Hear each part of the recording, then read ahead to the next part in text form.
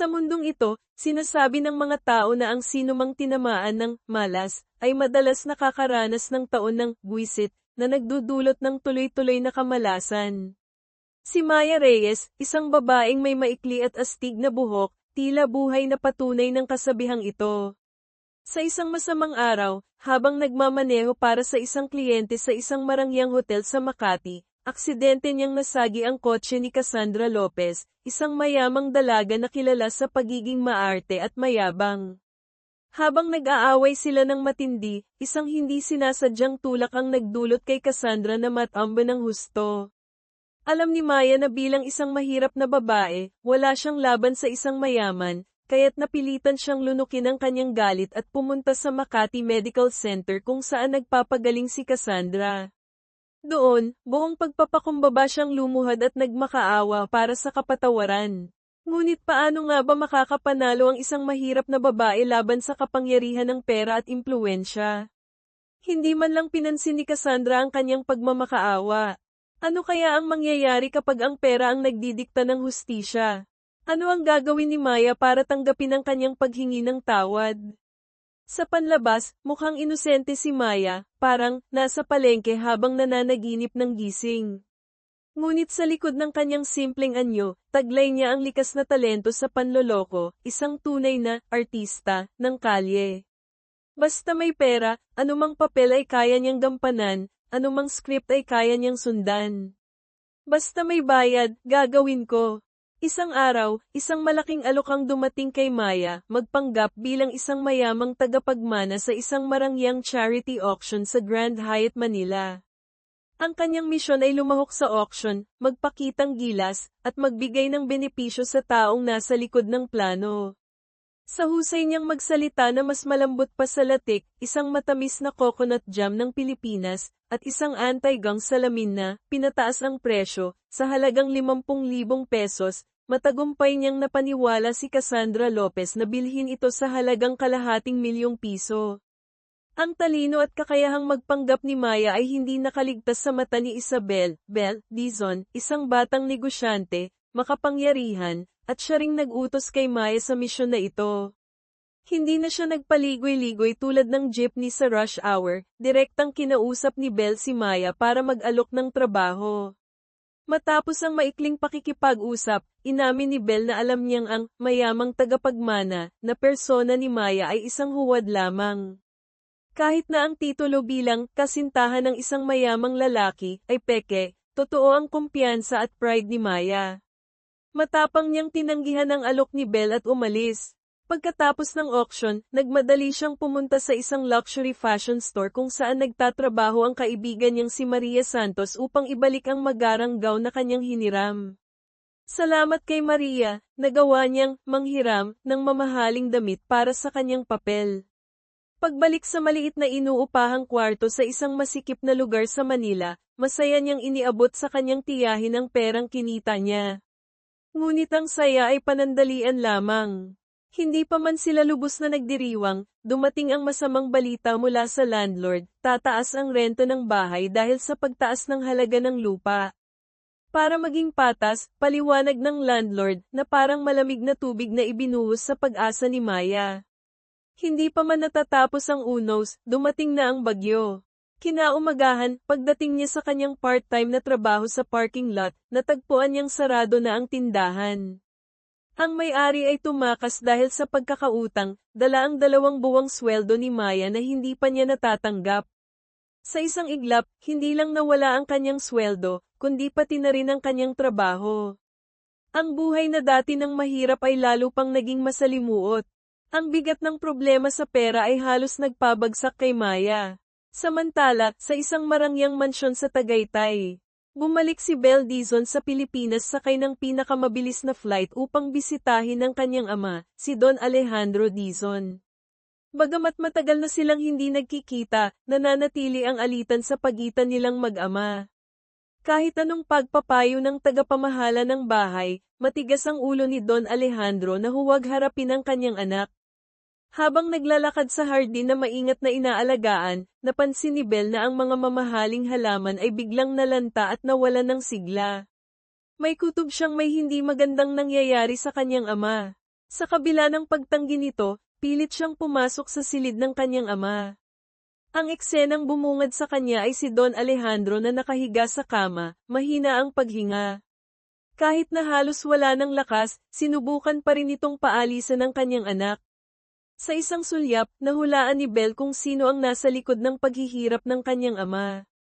Sa galit, agad niyang pinuntahan si Ricky Vargas, isang kilalang tao sa mundo ng krimen sa Manila, eksperto sa pandaraya. Sa pagkakataong ito, dumating si Belle nang may matinding determinasyon na bawiin ang lahat ng perang niloko ni Ricky mula sa kanyang ama. Dahil sa nakaraan niyang panloloko kay Don Alejandro, hindi natakot si Ricky sa pagdating ni Belle. Sa halip, tiningnan niya ang batang itsura ni Belle at inisip na madali niya itong malalamangan. Sa kumpiyansang parang hari, inilabas ni Ricky ang isang revolver at nag-alok ng larong Russian roulette.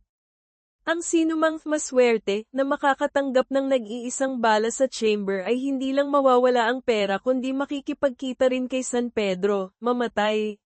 Ngunit maling akala ni Ricky ang pagmamaliit kay Belle Dizon.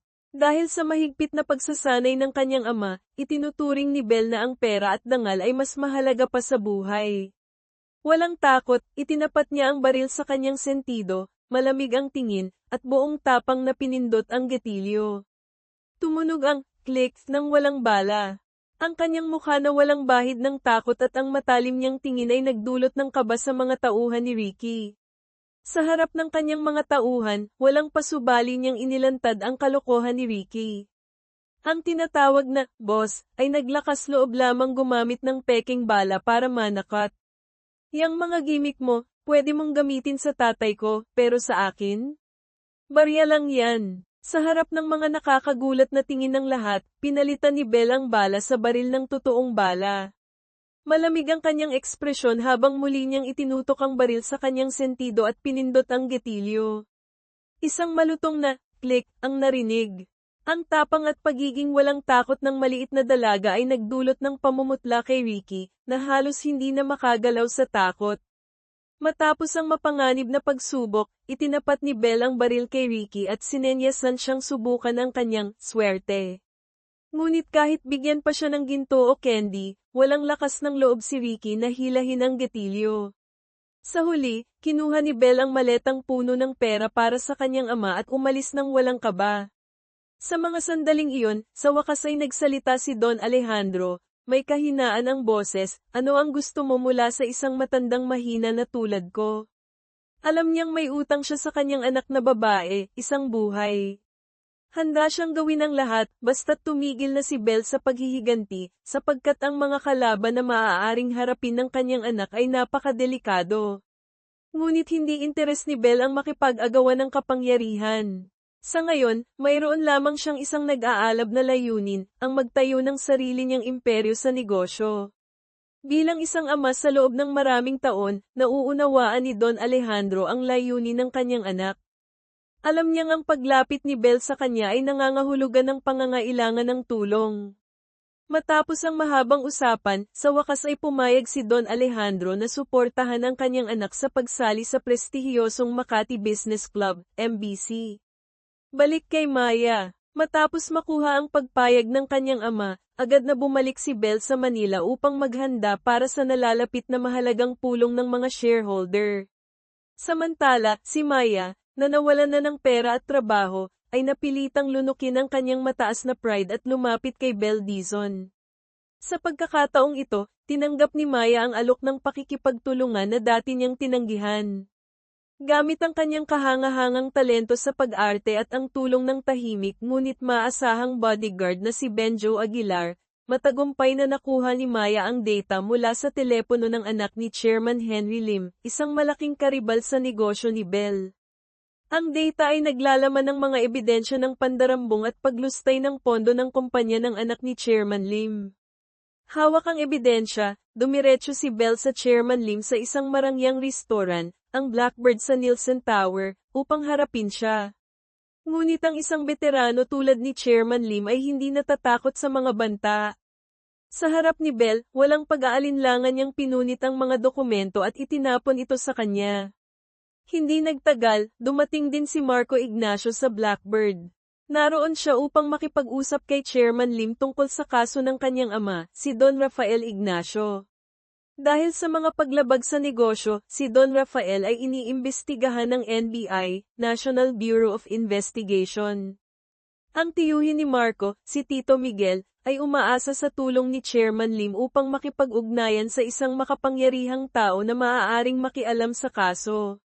Habang abala si Tito Miguel sa paghingi ng tulong, hindi sumang-ayon si Marco. Alam niya na ang kanyang ama at ang makapangyarihang tao na iyon ay dating magkaibigan ngunit ngayoy mortal na magkaaway. Nais ni Marco na hanapan ng solusyon ang problema sa sarili niyang paraan. Pagkatapos ng kanilang pag-uusap, umalis si Marco ng may determinasyon. Sa parehong oras, lumabas din si Bel mula sa restoran.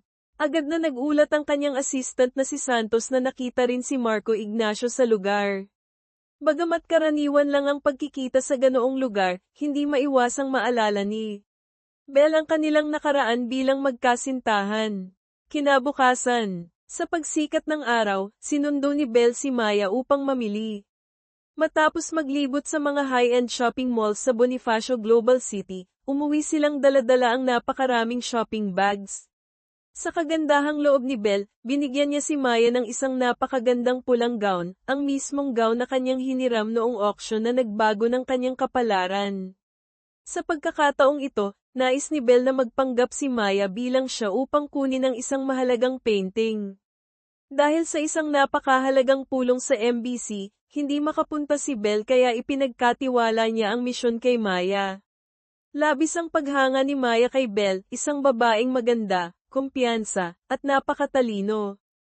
Kaya't halos hindi siya makapaniwala sa pagkakataong magpanggap bilang idolo niya. Kahit isang oras lang na maging si Isabel Dizon, pakiramdam niya ay nasa ulap siya. Sa tamang oras, dumating si Maya sa isang private art gallery kung saan nakatakdang kunin ang painting. Doon, sinalubong siya ng dalawang lalaking mukhang Chinese o Filipino-Chinese. Habang naghihintay na dalhin ang painting, walang alinlangan na ininom ni Maya ang inumin na inalok sa kanya. Ngunit sa halip na painting, naramdaman niyang bumibigat ang kanyang mga mata at tuluyang nawala ng malay. Samantala, sa pulong ng MBC, matapos makatanggap ng balita na nahuli na ng kanyang mga tauhan si Bel Dizon, pumasok si Chairman Lim sa pulong ng may kumpiyansa. Agad niyang kinwestiyon ang aplikasyon ni Bel na sumali sa MBC. Ang kanyang anak, bago pa man mabunyag ang mga kasalanan nito, ay sumang-ayon sa kanyang ama at sinabing hindi karapat-dapat si Bel. Ngunit bago pa man matapos ang kanilang usapan, bumukas ang pinto at pumasok si Bel Dizon, buhay at harap-harapan. Namutla si Chairman Lim at labis na nagulat. Upang maiwasan ang kahihiyan at maprotektahan ang imahe ng kanyang pamilya, agad niyang sinisi ang sariling anak, tinawag itong walang kwenta, at iniutos na dalhin ito ng kanyang mga tauhan. Sa pag-aakalang wala si Bel ng suporta mula sa kanyang ama, ipinahayag ni Chairman Lim na hindi siya makakapasok sa MBC. Ngunit kalmado lamang na inilabas ni Bel ang isang sulat kamay mula kay Don Alejandro, na nagpapatunay ng kanyang suporta para sa kanyang anak at hinihiling sa mga miyembro ng MBC na tanggapin si Bel. Sa puntong iyon, napagtanto ni Chairman Lim na siya ang naloko at napahiya. Galit na galit, binalaan niya si Bel, ang taong ipinadala mo ay hawak ko na. Kung hindi mo babawiin ang iyong aplikasyon, magbabayad siya ng mahal. Ngunit malamig na tumugon si Bel, ang pagiging miyembro ng MBC ang pinakamahalaga sa akin ngayon. Ang iba pang bagay, nasa kamay mo na. Gayunpaman, agad niyang inutusan si Benjo Aguilar na sundan ang sasakyan na may dala kay Maya at iligtas siya. Sa kasamaang palad, armado ang mga kidnapper at binaril nila ang gulong ng sasakyan ni Benjo, dahilan upang mawala siya sa kanilang landas. Nang marinig ni Bel ang balita, agad niyang inutusan si Santos na maghanda ng ransom money. Sa loob ng mabilis na tumatakbong sasakyan, nagising si Maya at pilit na ipinaliwanag sa dalawang kidnapper na nagkamali sila ng tao. Hindi siya si Isabel Dizon.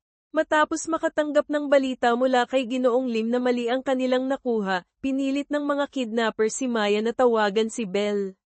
Kung hindi, huwag ka nang umasang makakauwi ka pa, banta ng mga ito. Matapos ang tawag sa pagitan ni Belle at ng leader ng mga kidnapper, biglang naging kampante ang kilos ng mga ito. Hindi alam ni Maya kung ano ang sinabi ni Belle, ngunit unti-unti niyang napagtanto ang mapait na katotohanan, hindi ito aksidente. Alam ni Belle na may panganib, ngunit hinayaan pa rin siyang maging kapalit. Napagtanto ni Maya na kung hindi siya kikilos, ang kanyang buhay ay maaaring magtapos doon. Nagkunwari siyang kailangang gumamit ng banyo upang maghanap ng paraan para makatakas, ngunit hindi siya nagtagumpay. Pagbalik sa sasakyan, abala ang dalawang kidnapper sa pagtatalo dahil sa isang laro ng tungits. Totoo nga ang kasabihan, ang sugal ay kapatid ng magnanakaw. Sa kanilang pagiging abala sa laro, hindi nila napansin na nahulog ang baril malapit kay Maya. Hindi pinalampas ni Maya ang pagkakataon. Agad niyang dinampot ang baril, itinutok ito sa isang tangke ng gas malapit sa sasakyan, at pinutok. Boom! Isang malakas na pagsabog ang naganap. Ang isa sa mga kidnapper na malapit sa tangke ay agad na nasawi. Sa gitna ng kaguluhan, tumakbo si Maya palabas ng sasakyan. Sa tamang panahon, dumating si Benjo Aguilar at mabilis na inisikaso ang natitirang leader ng mga kidnapper. Habang tumatakbo papunta sa kalsada, isang mamahaling sasakyan ang huminto sa harapan niya. Si Belle Dizon ang nasa loob. Sakay, utos niya. Pagharap kay Belle, labis ang galit at hinanakit ni Maya. Sa gitna ng pagluha, tinanong niya si Belle, bakit mo ito ginawa sa akin? Alam mong may panganib? Saglit na tiningnan ni Belle ang mamahaling damit ni Maya na ngayoy puno ng dumi. Malamig niyang sinabi, sayang, nasira ang damit. Pagkatapos ay hinikayat niya si Maya na sumakay. Sa sobrang galit, napulot ni Maya ang isang bato sa gilid ng kalsada at inihagis ito sa bintana ng sasakyan ni Belle. Idolo kita, pero niloko mo ako. Halos mamatay ako sa kamay ng mga kidnapper, tapos ganyan lang ang reaksyon mo.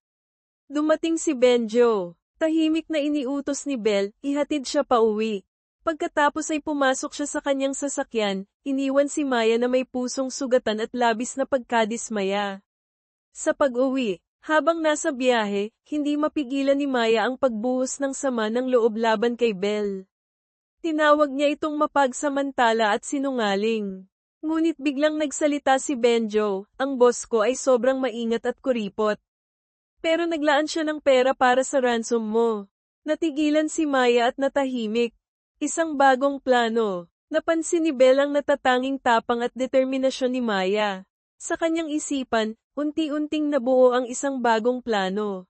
Pinagpatuloy ni Benjo ang pagbantay kay Maya, at nakita niya itong nagtatrabaho ng iba't ibang trabaho, mula sa paghuhugas ng sasakyan, pagtulong sa mga kainan, hanggang sa pagde-deliver ng mga produkto. Kahit nahihirapan, nanatili si Maya na masayahin at puno ng pag-asa. Sa kabila ng galit kay Belle, hindi magawang itapon ni Maya ang mga mamahaling damit na binili nito para sa kanya. Sa halip, dinala niya ito pabalik upang isauli. Ngunit sa halip na tanggapin ang mga damit, inabot ni Belle kay Maya ang isang kontrata sa trabaho at isang tseke na nagkakahalaga ng 10 na milyong piso. Nag-alab muli ang galit ni Maya. Ang hinihintay niya ay isang taos-pusong, sorry, hindi pera o trabaho. Ang kailangan ko ay sorry, hindi pera, sigaw niya. Ngumisi si Belle, ang pride ba makakabayad ng renta mo? Balita ko, malapit ka ng paalisan sa inuupahan mo. Ang malamig at makatotohanang mga salita ni Belle ay parang kutsilyong tumama sa puso ni Maya. Sa galit, itinapon niya ang kontrata at tseke, pagkatapos ay umalis. Ang dalawang mundo. Nagpatuloy si Belle Dizon sa kanyang ambisyosong mga plano sa negosyo. Samantala, si Maya Reyes ay nanatiling abala sa kanyang mga trabaho, nagtatrabaho bilang parking attendant sa araw, at driver for hire sa gabi. Kahit nahihirapan, nananatili ang apoy ng kanyang determinasyon. Isang hindi inaasahang pangyayari. Isang araw, sa sobrang pangangailangan ng pera, naglakas loob si Maya na humingi ng advance sa kanyang manager sa parking lot. Ngunit imbes na tulungan siya, nagbigay ito ng malaswang alok, samahan mo ako ngayong gabi, bibigyan kita ng pera. Sa galit, sinipa ni Maya ang lalaki at agad na nagbitiw sa trabaho. Hindi ako papayag sa ganitong klaseng kalokohan. Sa kanyang pag-alis, sinalubong siya ng sasakyan ni Belle. Sa kabila ng lahat, nagpakumbaba si Maya at sinubukang humingi ng tulong. Ma'am Belle, pwede po bang pautangin ninyo ako? Babayaran ko ng buo, may interes pa. Tinignan siya ni Belle mula sa loob ng sasakyan. Maya, kailangan ko ng empleyado na maaasahan, hindi ng isa pang taong may utang sa akin. Ang sagot ko ay hindi. Dahan-daang itinaas ni Belle ang bintana, iniwan si Maya na puno ng hinanakit. Ang muling pagkikita. Ilang araw ang lumipas, habang nagtatrabaho bilang driver for hire, aksidente na naman ni Maya na nasagi ang sasakyan ni Cassandra Lopez. Galit na galit si Cassandra at pinagmumura si Maya. Sa gitna ng pagtatalo, muling natulak ni Maya si Cassandra, na agad namang nagdrama at nagpanggap na nasaktan.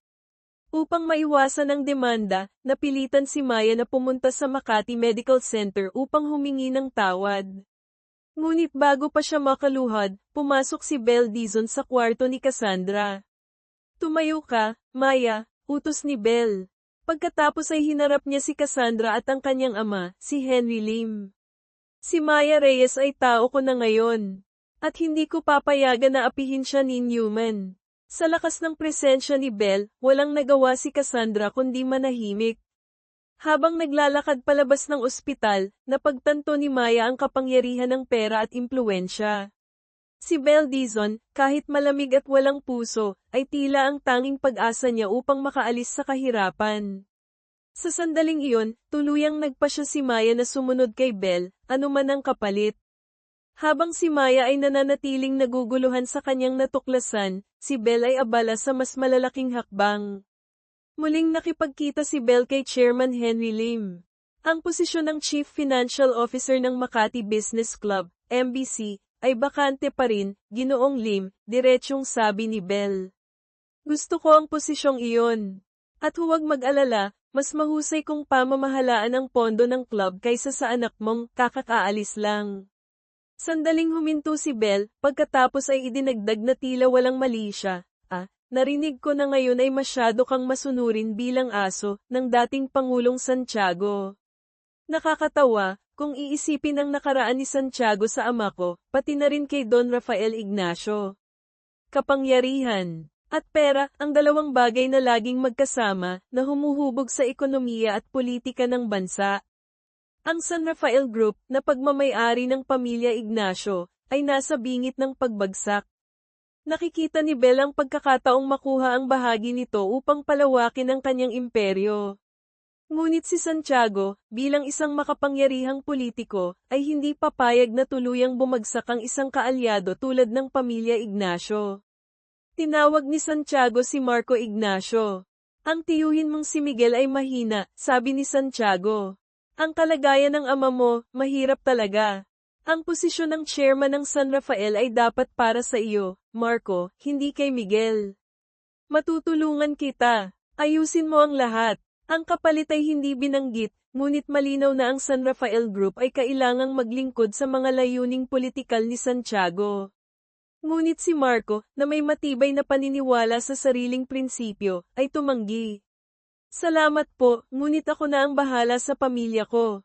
Biglang pag-atake. Sa parehong oras, ang sasakyang sinasakyan ni Maya, Benjo, at ang malaking halaga ng pera ay biglang napasok sa isang ambush. Ang grupo ng mga guns, malinaw na ipinadala ng anak ni Ginoong Lim bilang paghihiganti, ay pilit na itinutulak ang sasakyan nila sa gilid. Sa mabilis na pag-iisip, naalala ni Maya ang bilin ni Belle tungkol sa kahalagahan ng pera. Sa matinding tapang, binaling niya ang manibela at itinulak ang sasakyan papunta sa gate ng isang istasyon ng pulisya, dahilan upang magkalat ang mga sasakyang humahabol. Pagkatapos ng insidente, galit na galit si Belle matapos ang insidente. Napakapanganib ng ginawa mo, pwede mong ilantad ang lahat ng plano ko.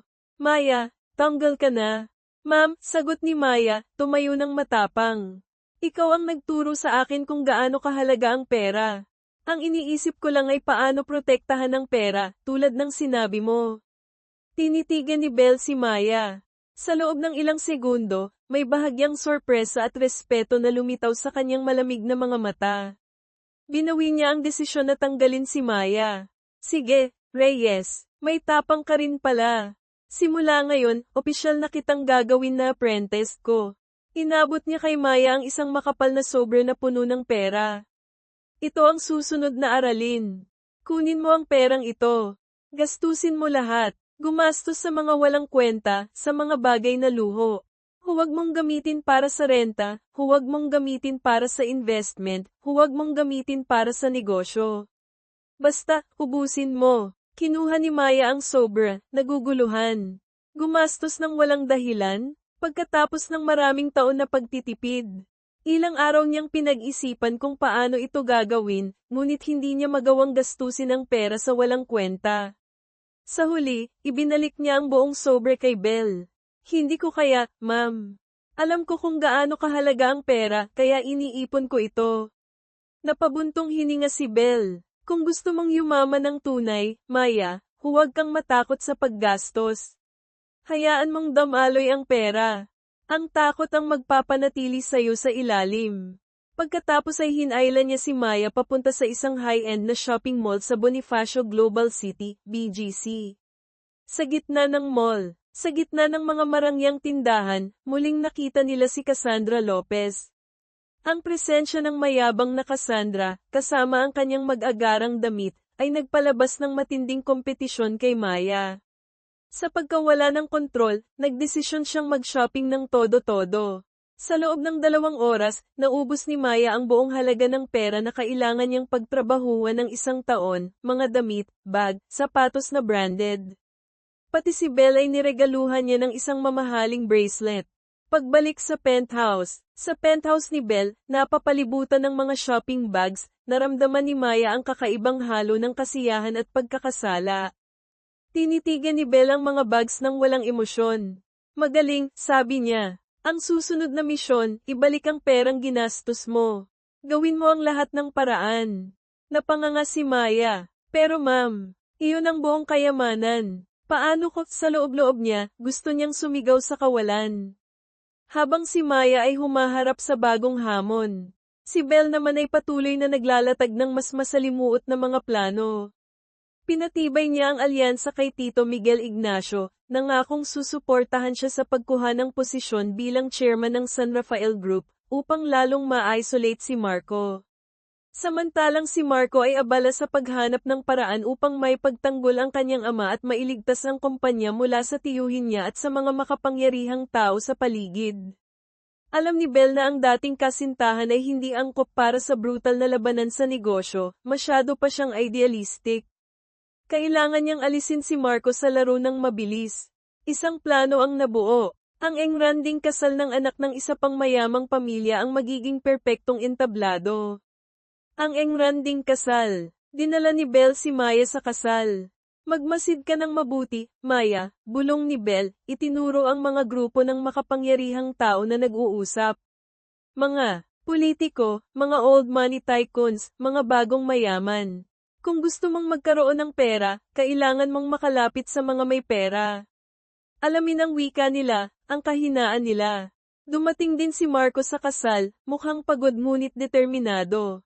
Ayon sa plano, nilapitan siya ni Tito Miguel upang magpasimuno ng gulo, ginawang mukhang mainit ang ulo ni Marco sa harap ng mga tao. Pagkatapos, isang taong may masamang reputasyon, na lihim na tauhan ni Belle, ang lumapit kay Marco, kunwari nagtatanong ng direksyon, isang nakaplanong tagpo na lihim na kinuna ng kamera upang gamitin bilang ebidensya. Ang insidente sa basement. Sa madilim na parking lot, ang tauhan ni Belle ay sinadyang inatake si Tito Miguel, nagdulot ng minor na pinsala ngunit hindi malubha. Ang buong insidente, na maingat na in-edit, ay inilabas bilang ebidensya laban kay Marco. Ang mga larawan at video ng insidente ay agad na pinadala sa mga miyembro ng board ng San Rafael, at masakit pang pinadala kay Don Rafael Ignacio na nakarete sa ospital.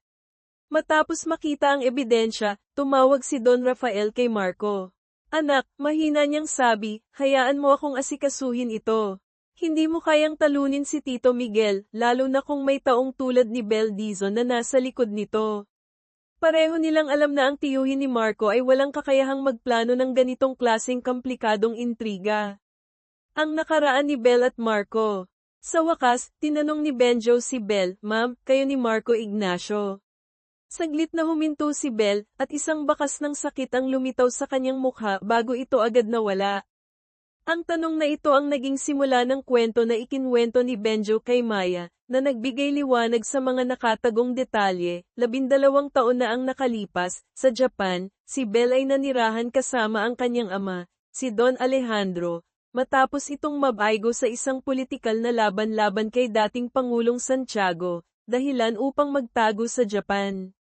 Si Marco, na tumatakas mula sa responsibilidad bilang tagapagmana ng pamilya Ignacio, ay nasa Japan upang sundan ang kanyang pangarap sa musika. Nagtagpo sila ng si Belle ay nagpunta upang singilin ang utang para sa kanyang ama at aksidenteng nasira ang gitara ni Marco. Bumili siya ng bagong gitara para kay Marco, at doon nagsimula ang kanilang relasyon. Si Marco ay naakit sa malamig ngunit misteryosong kagandahan ni Belle, na sa kabila ng kanyang panlabas na kawalang emosyon, ay may tagong init sa loob. Ngunit nang matuklasan ni Don Alejandro ang pagkakakilanlan ni Marco bilang anak ni Don Rafael, ang dating kaibigan na naging kaaway, nagdesisyon siyang paghiwalayin ang dalawa. Kasalukuyan, sa kabila ng lahat ng unos, nakamit ni Belle ang isang mahalagang layunin. Si Chairman Lim, kahit labag sa loob, ay napilitan na aprubahan ang kanyang kahilingan. Opisyal na hinirang si Isabel Dizon bilang Chief Financial Officer ng Makati Business Club, MBC. Gagawin kong mas mayaman at makapangyarihan ang club na ito, pati na rin ang mga miyembro nito, higit pa sa dati, buong kumpiyansa niyang sinabi sa kanyang unang pulong. Samantala, si Marco ay nakikipaghabulan sa oras bago pa siya tuluyang tanggalin ng board ng San Rafael batay sa mga peking ebidensya. Masusing sinaliksik niya ang insidente ng pag-atake sa kanyang tiyuhin. Ang eksaktong detalye, ang timing, at ang sobrang perpektong ebidensya, lahat ay mukhang masyadong maingat na dinisenyo. Alam niyang hindi ang kanyang tiyuhin ang utak ng lahat ng ito. Ang bagong aralin ni Maya. Habang abala si Marco, si Maya naman ay natututo ng isa pang leksyon. Si Cassandra, na may balak alamin ang mga plano ni Belle, ay lumapit kay Maya at nagkunwaring kaibigan. Ngunit mabilis na natututo si Maya, ginamit niya ang pagkakataon upang gawing pabor sa kanya ang sitwasyon. Pinilit niyang makakuha ng investment mula kay Cassandra, kunwari upang bayaran ang utang niya kay Belle. Gayunpaman, hindi naging perpekto ang plano. Nang malaman ni Belle ang nangyari, agad siyang binatikos si Maya. "Napakaliit pa rin ang tingin mo, Maya. Ang tunay na magnet ay hindi kailanman nasisiyahan sa maliit na halaga ng pera." Pagkatapos ay binigyan siya ng bagong misyon, halos imposible, ang perang nakuha mo. Palagwin mo ito ng doble. At gawin mo ito ng mabilis. Ang pag-usad ng imbestigasyon ni Marco. Sa kabilang banda, nagkaroon ng malaking tagumpay si Marco sa kanyang pagsisiyasat. Natuklasan niya ang mga kaina-hinalang transaksyon sa pagitan ng kanyang tiyuhing si Miguel at ng gallery ni Belle, ang Dizon Contemporary. Rumaragas ang pera, na mukhang ginamit sa money laundering sa ilalim ng pagbebenta ng sining. Sinundan niya ang mga bakas ng paparating na shipment. Dumating siya sa lugar kung saan sina Maya at Benjo ay naghahanda upang ilipat ang mga kahon ng mga painting sa truck. Agad na naunawaan ni Maya ang panganib at tinawagan si Belle gamit ang isang lihim na telepono. "Pigilan mo siya, Maya. Guluhin mo siya at ang mga tao niya," mabilis na utos ni Belle. Kasabay nito, inutusan niya. "Si Benjo, sunugin lahat. Sunugin mo ang lahat ngayon din." Ginawa ni Maya ang lahat upang harangin si Marco at lumikha ng kaguluhan. Samantala, mabilis na binuhusan ni Benjo ng gasolina ang mga kahon at sinindihan ang apoy. Sa oras na makalusot si Marco, wala na siyang nagawa kundi ang panoorin ang mga posibleng ebidensya na nasusunog. Ang muling pagkikita ni Belle at Marco. Sa gitna ng kaguluhan, narinig ang malakas na tunog ng sirena ng pulis. Isang sasakyan ang biglang huminto sa eksena. Bumaba si Belle Dizon mula rito, kalmado at malamig, pinagmamasdan ang naganap. Pagkatapos ng 12 taon, muling nagkaharap sina Marco Ignacio at Isabel Dizon sa gitna ng usok at kumikislap na ilaw. Walang bakas ng sorpresa kay Belle. Si Marco, sa kabilang banda, ay halatang nagulat habang tinitingnan siya. Belle, ang tanging nasabi niya. 12 taon. Hindi ka nagbago kahit kaunti, hindi ba? Mas maganda ka nga lang ngayon, pero mas mapanganib. Alam niyang ang pagbabalik ni Belle ay hindi lamang tungkol sa mana. Bakit, Belle? Bakit ka naging ganito? Ang nakaraan sa alaala ni Marco. Naalala ni Marco ang mga sandaling wala siyang magawa noon, habang pinapanood si Belle na inilalagay ang sarili sa panganib para sa kanyang malupit na ama. Gusto niyang iligtas siya ngunit hindi niya alam kung paano. Naalala niya ang mga pagkakataong ang yelo sa mukha ni Belle ay natutunaw, at lumilitaw ang isang malungkot at nag-iisang babae sa ilalim nito, isang bahagi ng kanyang pagkatao na tila siya at si Don Alejandro lamang ang nakakakita. Kasalukuyan, ang mga agarang resulta. Ang mga kahihinatnan ng sunog ay dumating agad. Nagngingit-ngit si Tito Miguel habang pumapasok sa opisina ni Belle, humihingi ng kabayaran. Kabayaran, malamig na tumawa si Belle. Miguel, kung hindi ko sinunog ang mga painting na iyon, ngayon ay nasa harap ka na ng board ng San Rafael, nagpapaliwanag. Mga nagbabagong alyansa. Habang nagbabago ang mga alyansa, lumapit si JT, ang anak ni Ginoong Lim, kay Marco. Ignacio, may pareho tayong kaaway. Ayusin mo ang tiyuhin mo, at ako na ang bahala kay Dizon. Kapag nakuha niya ang kontrol sa MBC at patuloy na sinusuportahan si Santiago, hindi mo magagalaw ang tiyuhin mo, at parehong talo tayo. Ngunit tumanggi si Marco sa alok na ito. Sa halip, hinarap niya ng direkta si Tito Miguel. Alam ko ang tungkol sa pagbebenta ng mga painting, Tio. Galing ang impormasyon sa investment fund mismo ni Santiago. Inalok din niya akong tulungan akong makuha ang posisyon ng chairman. Bumaba ang boses ni Marco, puno ng pagbabanta. Bitawan mo na ang ambisyon mo, ngayon din. Kung hindi, pupunta ako kay Santiago at tatanggapin ang alok niya. Hindi ko nais ang posisyon na iyon, ngunit sinisigurado ko, hindi rin ito mapupunta sa'yo. Ang pulong kay Santiago. Nagpatuloy ang nakaschedule na pulong kay dating Pangulong Santiago. Dumating si Belle kasama si Ginoong Lim, ngunit agad na pinaalis ni Santiago si Lim. Wala kang kinalaman sa usapang ito, Henry. Umuwi ka na at asikasuhin ang anak mo. Nang sila na lamang dalawa, pinagmasdan ni Santiago si Belle. Kaya pala, anak ka ni Alejandro. Ano ang gusto mo sa akin? Mapanatag na hinarap siya ni Belle. Alam ko na gusto mong bumalik sa politika. Nagpopondo ka ng isang kandidato para sa susunod na halalan. Ngunit paubos na ang pondo mo. Kaya kung solusyon na ng problema mo. May plano ako, may koneksyon, at malapit ko nang makuha ang walang limitasyong kapital. Tumawa ng malamig si Santiago. At bakit ko paniniwalaan ang isang batang tulad mo? Hindi mo kailangang maniwala, sagot ni Belle, may bahid ng pait sa kanyang boses.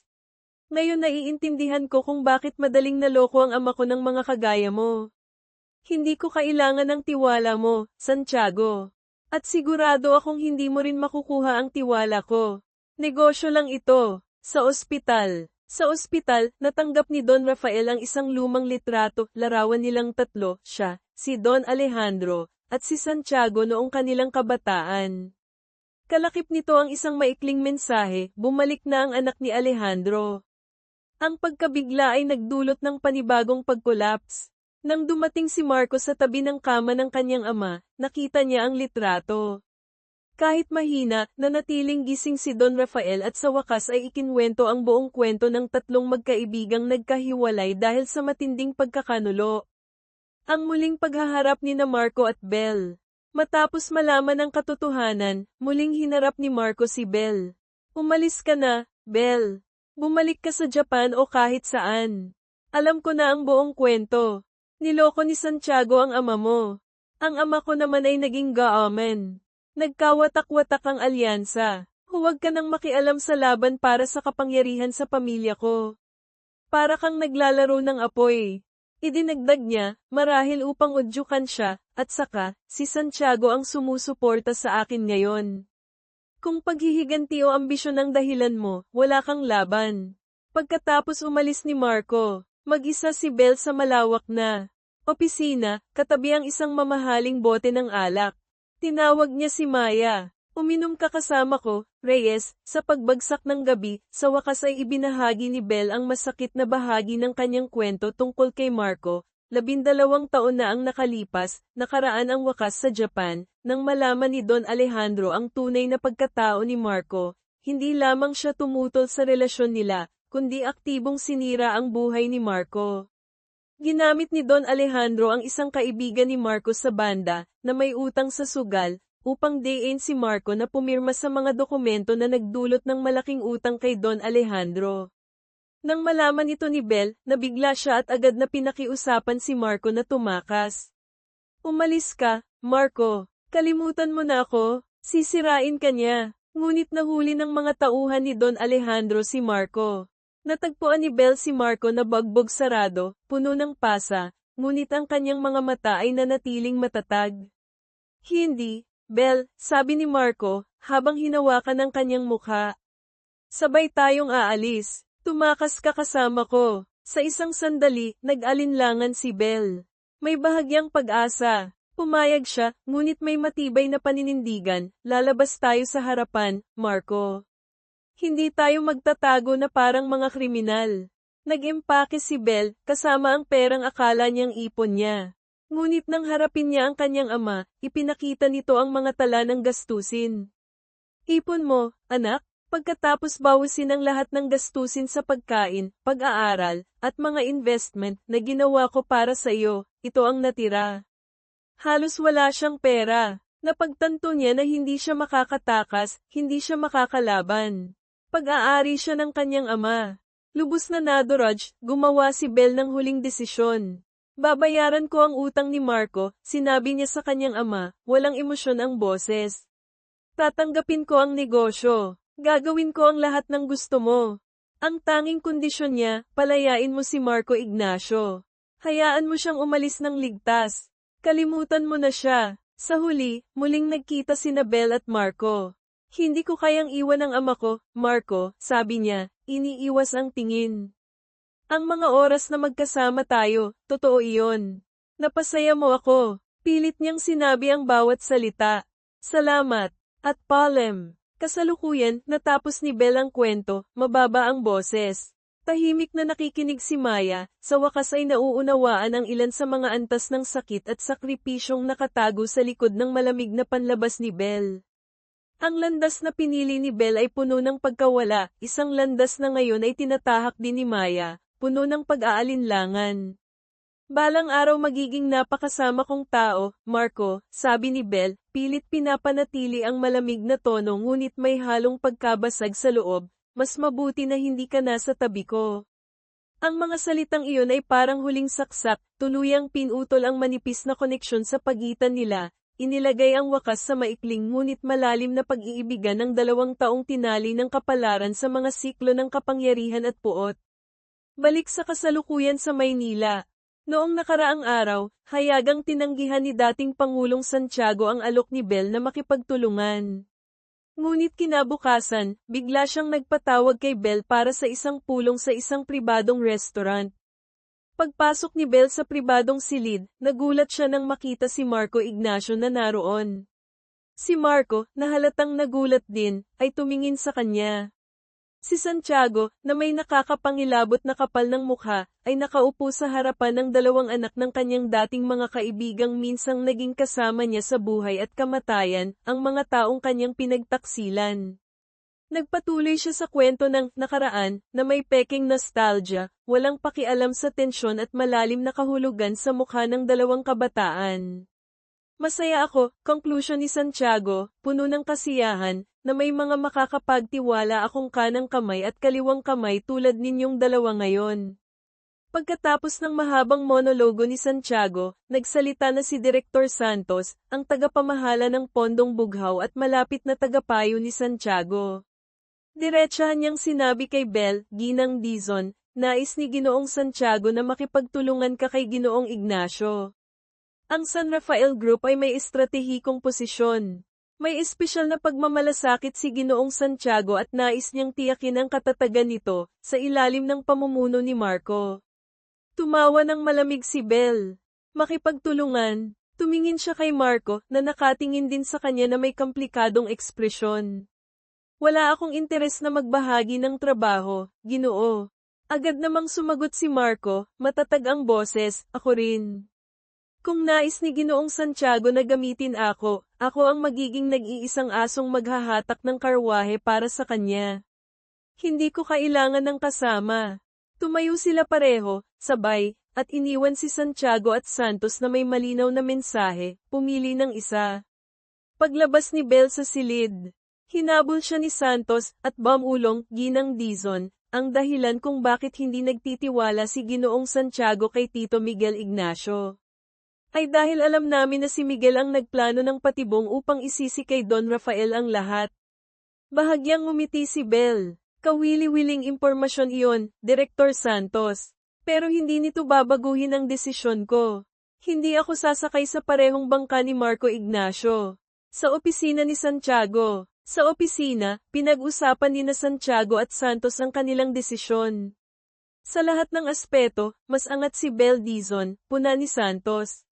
Matalino, determinado, walang awa. Tahimik na tumingin si Santiago sa bintana. Ang matalas na kutsilyo, mas madaling maghiwa ng kamay ng may-ari. Ang mga salitang puno ng kahulugan ay nagpakita ng kanyang desisyon. Pinili niya si Marco, ang tila mas madaling kontrolin, na may koneksyon sa pamilya na maaari niyang gamitin. Ang sagot ni Bel. Alam ni Bel, sa kanyang katalinuhan, na pipiliin ni Santiago si Marco. Ang tunay na laban ay ngayon pa lamang magsisimula. Inutusan niya ang kanyang koponan na maghanda para sa anumang sitwasyon.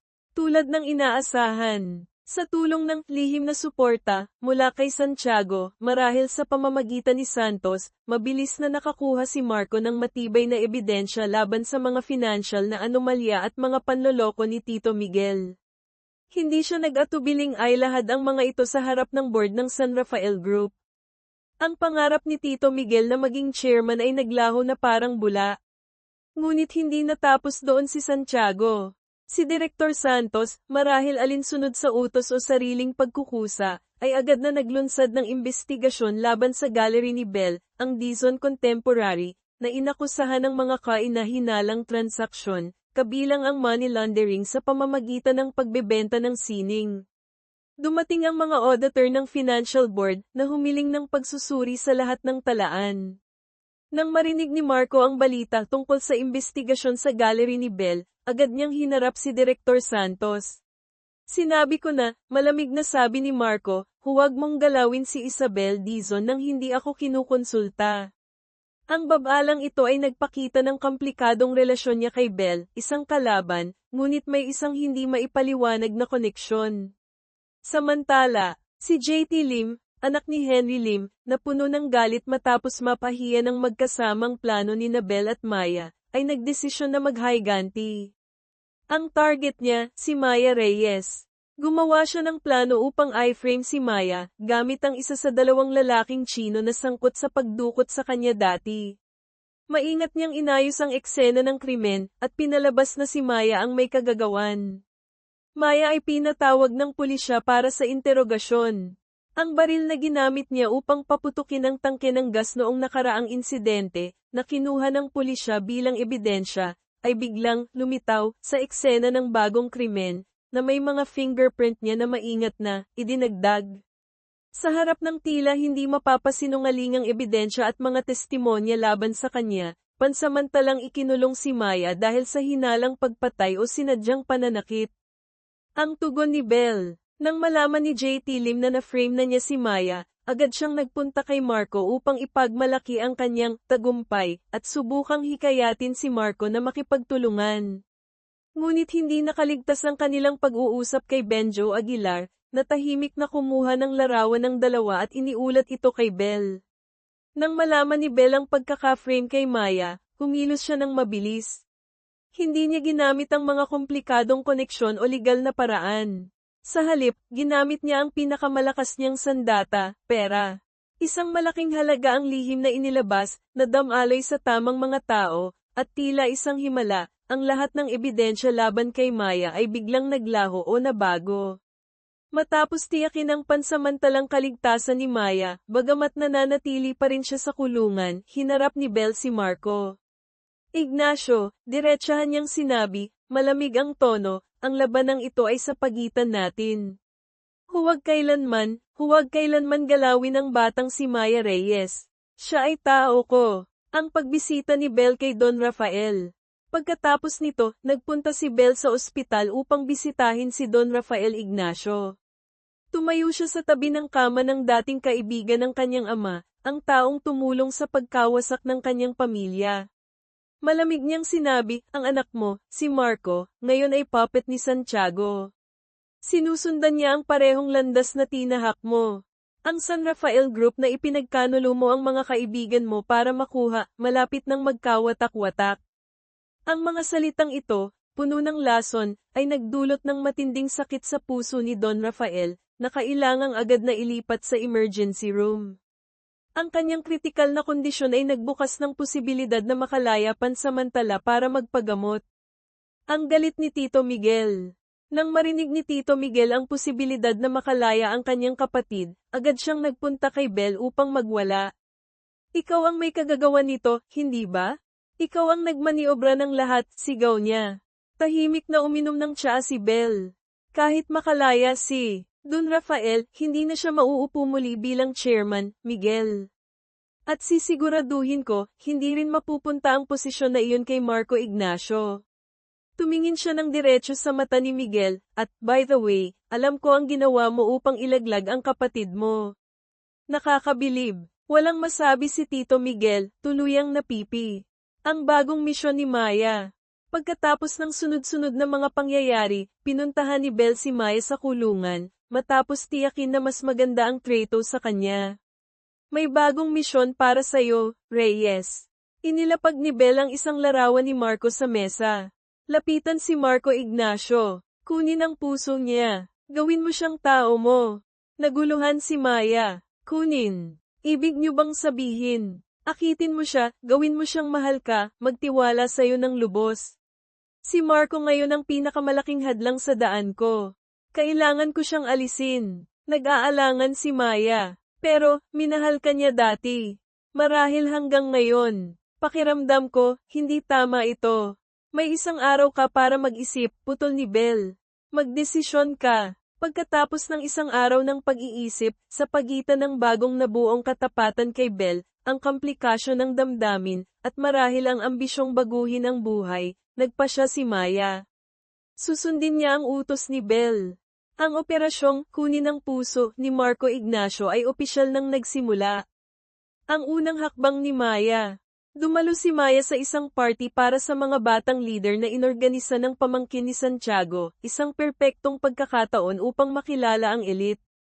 Si Maya, na may kumpiyansa at kagandahang pinaganda ni Belle, ay mabilis na nakakuha ng atensyon, kabilang ang kay Marco. Ang plano ni Belle. Kasabay nito, hinarap ni Belle si Henry Lim. Ginoo Lim, kailangan ko ang kalahati ng susi ng pondong bughaw na hawak mo. Ano ang gagawin mo dito? Tanong ni Lim, puno ng pag-aalinlangan. Wala itong silbi kung wala ang kalahati ni Santiago. Hindi ko kailangang ilipat ang pera, paliwanag ni Belle. Kailangan ko lang itong hawakan. Kapag nais ni Santiago na gumamit ng 1 piso mula sa pondong iyon, kailangan niyang bayaran ako ng 10 sentimo muna. Ibigay mo sa akin ang USB, at sisiguraduhin ko na makakakuha ka ng 10% ng halaga ng pondong iyon kapag nakuha ko na ang pera mula kay Santiago. Isipin mo ito bilang pera pang retiro mo. Si Henry Lim, na ginamit at iniwan ni Santiago, ay walang natitirang pagpipilian. Pumayag siya. Ang kahinaan ni Maya. Sa party, ginampanan ni Maya ang papel ng isang kaakit-akit, matalino, at kahangahangang babae. Ngunit narinig niya ang tunog ng gitara mula sa isang sulok. Si Marco, tinutugtog ang lumang kanta, ang kantang may espesyal na kahulugan sa kanila ni Belle. Habang pinapanood ang lalaking may talento at puno ng damdamin, biglang tumibok ng masakit ang puso ni Maya. Hindi niya maipagpatuloy ang kanyang papel sa sandaling iyon. Ang reaksyon ni Belle. Kinabukasan, nalaman ni Belle ang nangyari. Hinayaan mong manaig ang damdamin kaysa sa utak, Reyes, malamig na sabi ni Belle nang bisitahin si Maya. Hindi ka sapat na ambisyosa, hindi ka sapat na walang awa upang maging kopya ko. Tanggal ka na. Ang bagong plano ni Maya. Ilang araw pagkatapos, bumalik si Maya kay Belle. Lumapit siya sa akin, ulat ni Maya. Gusto niyang gamitin ako, tulad ng ginawa mo. Kaya gagamitin ko rin siya. Gagawin ko siyang magtiwala sa akin, umasa sa akin, at pagkatapos, kukunin ko siya. Ayoko nang palaging ginagamit ng iba. Hiniling niya kay Belle na ibalik siya sa plano, kapalit ng triple na bayad kumpara sa alok ni Marco. Ngumiti si Belle, isang bihirang tunay ng ngiti. Matalino ka, Reyes. Inabot niya ang USB na may kalahati ng susi ng pondong bughaw kay Maya. Ibigay mo ito sa kanya. Sabihin mong itinago mo ito sa raid at niloko mo ako. Ang gagawin nito ay magpapaniwala sa kanya ng lubos habang inilalayo siya kay Santiago. Kapag nagawa mo ito, makakapasok ka ng mas malalim sa puso ni Marco Ignacio. Ang babala ni Belle. Bago umalis si Maya upang makipagkita kay Marco, pinaalala ni Belle, tandaan mo, Reyes. Huwag hayaang makialam ang tunay na damdamin sa iyong papel. Sa sandaling maramdaman mo ang totoo, babagsak ang lahat. Ang pagkikita ni na Maya at Marco. Nagkita si Maya at Marco, dala ang USB at ang kwentong maingat na inihanda ni Belle. Walang alinlangan, naniwala si Marco at binayaran siya ng malaki. Ayokong madamay ka pa sa gulong ito, Maya, malamig na sabi ni Marco. Maaaring ito na ang huling pagkikita natin. Kinamumuhian ko ang mga kasinungalingan ng mga mayayamang katulad mo, maikling sagot ni Maya bago tumalikod at umalis. Ang paghahandog ng USB kay Santiago. Bilang pasasalamat kay Santiago sa pagtulong upang makalaya ang kanyang ama, ibinalik ni Marco ang USB sa kanya. Ngunit kasabay nito, nagpaalam siya sa laro ng kapangyarihan. At pakiusap, dagdag ni Marco bago umalis, huwag niyo nang pahirapan pa si Isabel Dizon. Ang ulat ni Maya kay Belle. Iniulat ni Maya kay Belle ang naging takbo ng kanilang pagkikita at ang kanyang obserbasyon, napaka-idealista niya, masyadong matuwid. Ginagamit niya ang mga prinsipyo niya para itago ang takot niyang magkamali. Sigurado akong kaya kong kunin ang loob niya. Ang galit ni Santiago. Galit na galit si Santiago nang mawala si Marco sa kanyang kontrol, at muling si Belle ang nasa likod ng lahat. Nagpasya siyang bigyan si Belle ng leksyon. Isang tagayusig ang biglang dumating sa opisina ni Belle, dala ang subpoena para sa isang investigasyon kaugnay ng umano'y suhol sa isang opisyal na kamakailan lang ay naaresto. Ngunit handa si Belle. Kalma siyang sumama, puno ng kumpiyansa na wala siyang ginawang masama. Ang pag-aalala ni Maya kay Marco. Agad na pinuntahan ni Maya si Marco, kunwari nag-aalala para kay Belle. Mahigpit si Isabel sa pera, sagot ni Marco, bahagyang malamig. Hindi siya basta-basta madadawit sa mga ganitong bagay. Huwag kang masyadong mag-alala. Ang pagdalaw ni Maya kay Belle. Sa kulungan, dinalaw ni Maya si Belle upang mag-ulat. Alam kong sinabi niyo na huwag magpakatotoo, sabi ni Maya, pero sa isang tao tulad ni Marco, marahil ang tamang mga salitang totoo sa tamang panahon ang mas makakagalaw sa kanya. Ang paglabas ni Belle. Matapos ang 2 araw ng interogasyon na walang nahanap na ebidensya, pinalaya si Belle. Agad siyang nagpunta kay Santiago. Nakikita niyo na ba? Tanong niya, puno ng kumpiyansa. Ako ang tanging tao na tunay na makakatulong sa inyo ngayon. Bagamat bahagyang nababahala sa katatagan ni Belle, nanatiling matigas si Santiago. Ang batang ito, sabi niya, mas mahirap kontrolin kaysa sa ama niya. Kailangang turuan ito ng leksyon. Ang susunod na hakbang ni Maya.